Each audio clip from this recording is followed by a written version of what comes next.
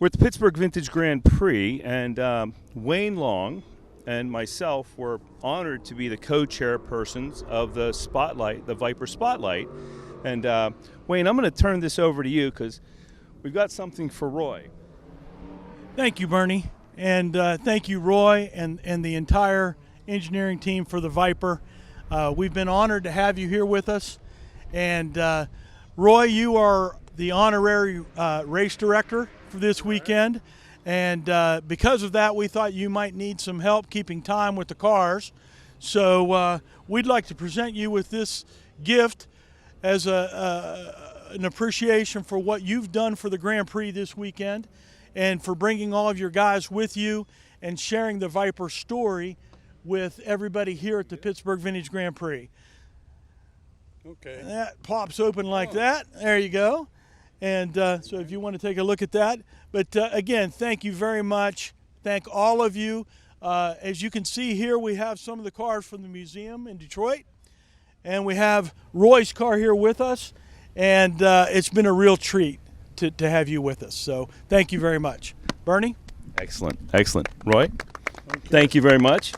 So we're going to talk to some of the Viper team guys. I think we've already coordinated with 3 of you guys. And Roy, if you'd like to participate in this, you're certainly welcome to. Gentlemen, where would you like to start? Should we start with this one? Sure. Okay. I'll move out of the way. Herb, introduce yourself. My name is Herb Helbig. I'm the Vehicle Synthesis Senior Manager for the Viper team starting out in 1989. And so this color is blue. Is it like really fast? Is it like a... So this car has gone 210 miles an hour. It's built as a land speed car, but it didn't start out life like that. It started out as a vehicle development car doing brake development work. We couldn't find a brake company that would build a car to test the brake system at 200 miles an hour like our requirement was. So we ended up doing what we often did when we couldn't find things, we built them ourselves.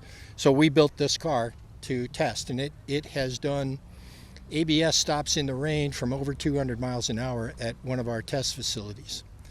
And after it was done doing that, we continued on the legacy of the car by building it into a land speed car, and it has set 2 land speed records, one in California, one in North Carolina. And it was slated to go to Bonneville in 1998 to run against a 248 mile an hour record, which we suspected the car was capable of about 260 miles an hour. Unfortunately, Mother Nature had a different plan in mind, and she rained on the salt flat so bad that it had 6 inches of water on it the week that we were supposed to run it. So we never got a chance to do that, and unfortunately we never had a chance to come back and do it again. So we think she would have broken the record, but we don't have to actually have the evidence. Doesn't this car have a nickname? Doesn't the car has a nickname? We call this car Blue Lightning. It's the original GTS blue color with the white. It's original GTS blue color with the white stripes. It's got an 840 horsepower GTSR motor in it. It's fully decked out to run all the safety requirements of the Southern California Timing Association. So we were able to bring this car out there. It was certified by the Southern California Timing Association, SCTA, and they were all excited for us to bring it because it's kind of signaled one of the major automotive companies coming back and getting back into the roots of racing, where it all started back in the dry lakes and the high desert in the west coast of the country. Excellent. Thanks, Herb. So let's move to the next car. As you can see, this car is a little bit dirty. Who's going to tell me about this car?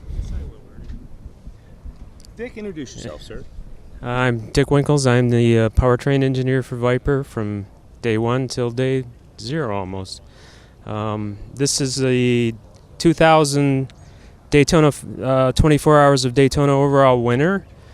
We certainly didn't expect to win that race going in. We felt like we'd win the class without any big issues, but as the race wore on, prototype cars are dropping out or getting slower, and we kept a very steady pace up.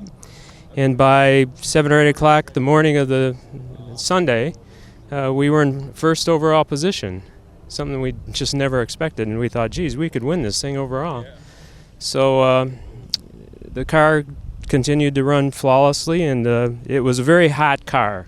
The drivers had a hard time with it, and they had to really be hydrated. And Olivier Beretta was supposed to run the last stint of the race, and he was in the next to the last stint. And when he came and got out of the car, he was absolutely exhausted, and he looked like a lobster. And he tried to recover, and he just couldn't do it. And Carl Windlinger had been in the car for the next to the last stint, and Hugues de Schonack asked Carl if he could run that last stint, and he said, yeah, no problem. And he stayed out there and kept the Corvette behind him, and we won the race, and that's history. We tried to keep the car as it finished the race. It did unfortunately get washed once, but most of it's pretty original to the way it finished the race. So it came off the track with a lot of rubber on it. Oh yeah. It came off the track with a lot of rubber and oil and everything else on it, but it's dried up a little bit over the years. It's excellent. And this car is from the museum. Yes, it's from the Chrysler collection in Detroit. Excellent. Okay, we've got one more car for you, folks. So Ken, let's talk about this car. Can we start at the front? Well, this car looks like a Viper coupe, and it is, except that every component on the car is special. It's all carbon fiber envelope over a Viper chassis. The only actual production cars parts that are on this are the tail lamps at this point and the windshield. Each of the pieces was created by Renard, a Formula One racing company in the UK. I don't believe they're in business any longer. And it's actually a really bulletproof car and very light. The headlights on it are a special HID light. We did the development of HID lighting with these cars at Le Mans and at Daytona for the 24-hour race. So now, you had told me at one point, this is the first time somebody had done. You guys were the first ones to develop? To my knowledge, we're the first ones to put HID driving lights on the race cars, and we could see them on the high banks at Daytona late at night. We had about 30% more light in front of the car than anybody else did. In racing, that doesn't last too long. The next year, a lot more people had lighting that actually worked. Right. But at Le Mans, in particular, we ran the same lap times at night as we ran during the day. So lights were very effective. Lights are important. Yeah, they're very important. Other than that, I think these cars speak for themselves.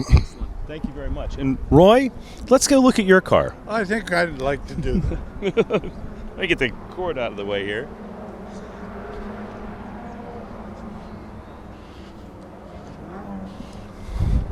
So I'm going to give this to you, and I'm going to let you go through it.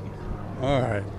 Well, the important thing about a Viper is it should be a driver, not a trailer queen.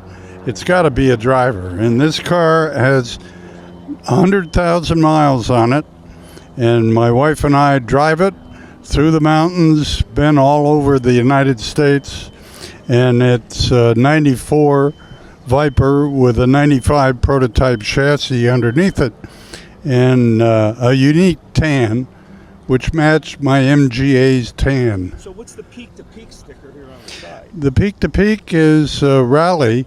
Fun thing to do with your car is go on some rallies. There are great ones in New England. This happened to be in Colorado, and high-speed areas in Montana. And we did get stopped by a policeman in Wyoming, and he said, "Do you realize how close you are to Colorado?" We were 1.5 miles. And he said, "Okay, you're free, no ticket." And we got back into Colorado under promising never to come back to Montana. But Vipers are fun cars to drive and relaxing. Yes, gone fast in it, but had a lot of fun with the car. And it has a trailer. Looks like a Viper. In fact, one person asked me, he said, couldn't afford two. We had a trailer, but it hauls tires and luggage. You can go to a track with it. Yes. Excellent. We've been on the track with it several times. Roy, thank you very much for coming. Okay. Thank you for being race director. We know you've got to get down here to be in the parade. And folks, I think we're going to cut directly into the Donna Mae Mims Bridget race, which is going right now. It just started. This was supposed to be yesterday, but we had a little bit of rain. So we're going to go back to you guys at the studio to switch over to, I think, the race.